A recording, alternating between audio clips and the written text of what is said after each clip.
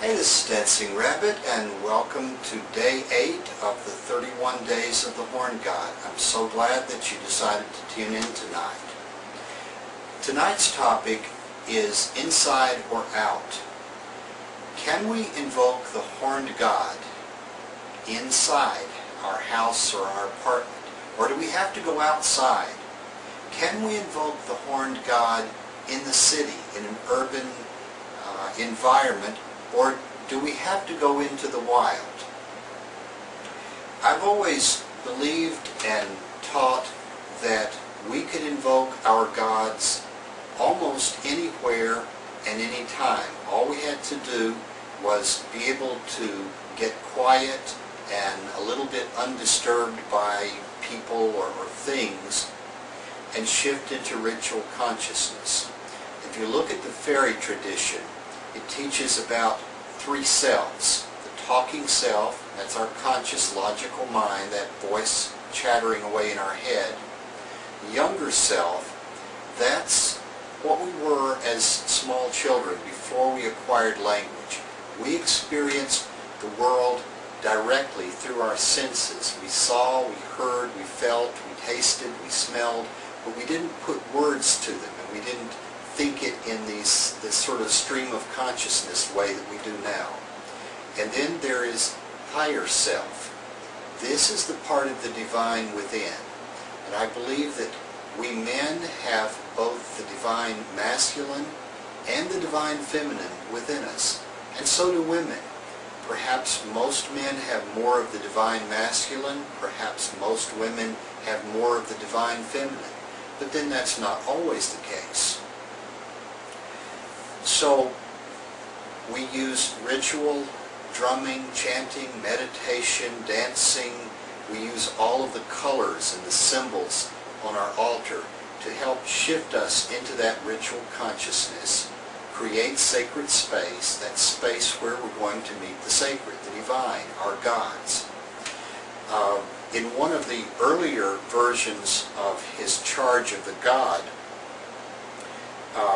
he says, "Call unto me in the forest wild, and on hilltop bare, and seek me in the darkness bright. Look in the wild places, I am there. Look at the smallest seed pushing up the concrete, I am there.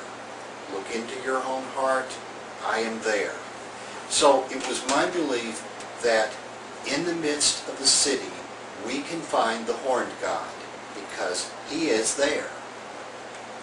And this is pretty much what I thought until a couple of weeks ago. I was doing a lot of last-minute researching for these videos, and I came across a web page, which I've since been unable to find, or I put a link here, that the author said positively and categorically that Cernunnos is a hunting deity, a hunting god, and that he is a god of the wild places, of the forest.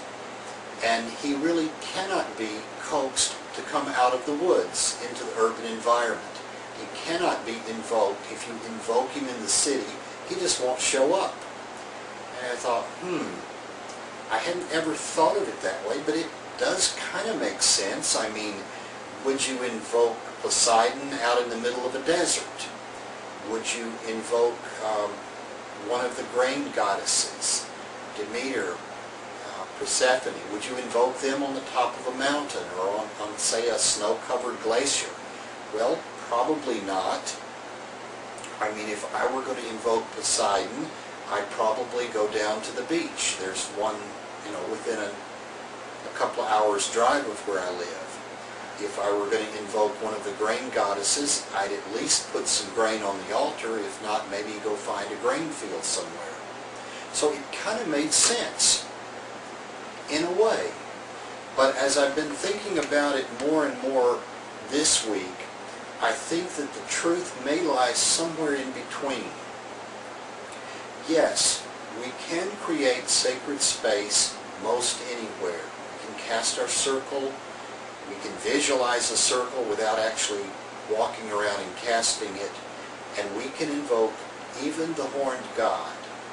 I think that if my tutelary deity were Poseidon, and I happened to be in the middle of the desert, I think I could stop and have a ritual and invoke him.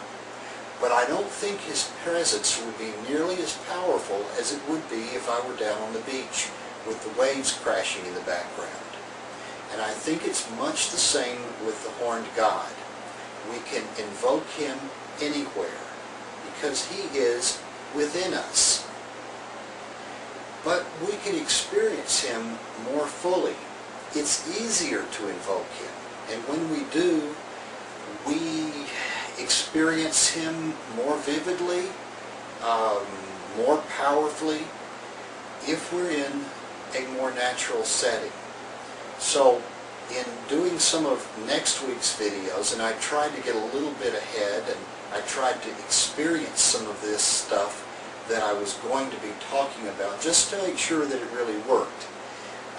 I spent some time in one of the wilderness parks that's probably within about 10 minutes of where I live. It's about 3 blocks long and about 3 blocks wide, and there's some trails and there's some benches and there's some nature walk type signs, but it's undeveloped, and if you ignore the white noise of the distant interstate traffic, you can imagine yourself deep in the forest. And I have found that it is much easier to invoke the horned god there than in my living room or even the backyard where Feather and I and our group that we work with do most of our work.